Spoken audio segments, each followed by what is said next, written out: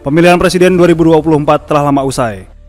Kini rakyat menanti janji yang dulu disampaikan calon presiden dan wakil presiden terpilih, Prabowo Subianto dan Gibran Rakabuming Raka.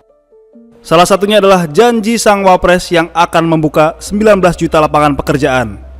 Dalam debat keempat Pilpres 2024, Gibran menyebut 19 juta lapangan kerja akan terbuka lebar. Hal ini bisa direalisasikan jika agenda hilirisasi, pemerataan pembangunan, transisi energi, serta ekonomi kreatif dan UMKM dapat dikawal. Perihal hilirisasi yang menjadi salah satu agenda yang akan membuka 19 juta lapangan pekerjaan, Gibran mengatakan harus dilanjutkan dan cakupannya diperluas.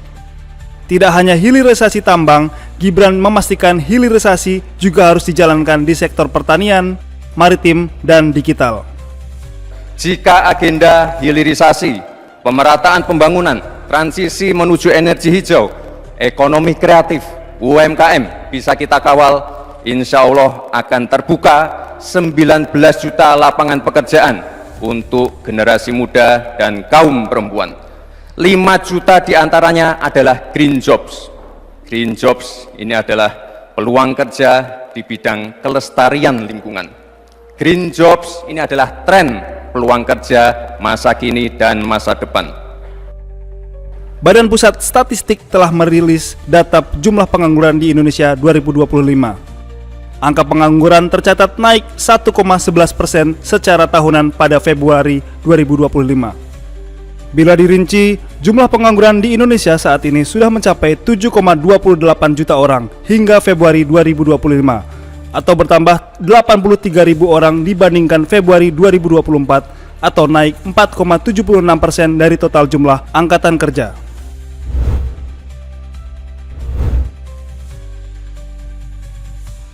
Pemerintah Provinsi DKI Jakarta berencana membangun tanggul di sejumlah wilayah untuk mencegah banjirop di Jakarta Utara.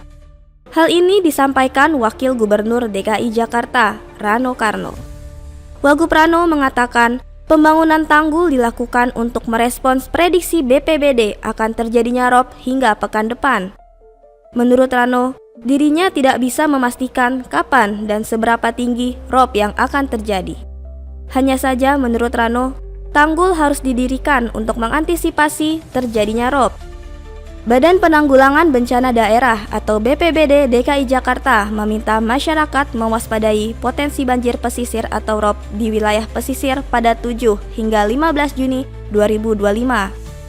Banjirop merupakan genangan air laut yang mencapai daratan akibat naiknya permukaan air laut saat pasang.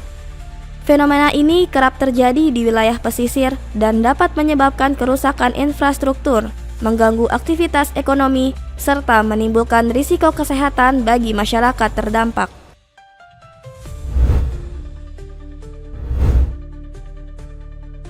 Badan Penyelenggaraan Haji Indonesia mengungkapkan hasil pertemuannya bersama Kementerian Haji Arab Saudi.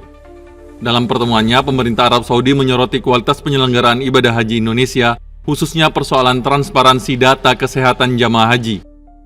Kementerian Haji Arab Saudi mempersoalkan jumlah jamaah haji Indonesia yang wafat, yang diduga akibat kondisi yang tidak sehat saat berangkat dari tanah air. Pemerintah Arab Saudi pun sempat mewacanakan pemangkasan kuota haji Indonesia hingga 50% untuk musim haji 2026. Sementara itu, Badan Penyelenggara Haji mengkonfirmasi wacana pemangkasan kuota haji Indonesia yang memang sempat mencuat.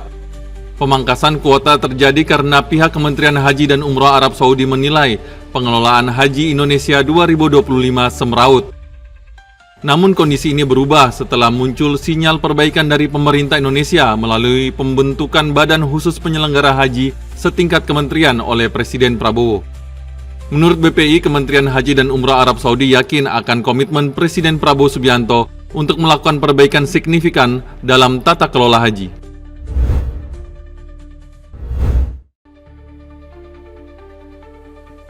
Bank Dunia memangkas proyeksi pertumbuhan ekonomi Indonesia menjadi 4,7% pada 2025. Angka ini turun dari estimasi sebelumnya yaitu sebesar 5%.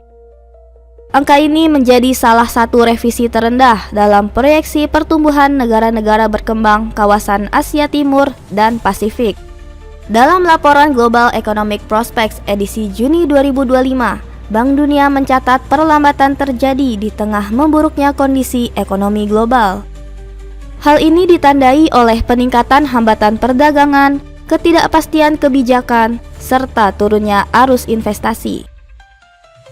Secara regional, Asia Timur dan Pasifik juga diproyeksikan mengalami pelemahan pertumbuhan dari 5% menjadi 4,5% pada tahun ini.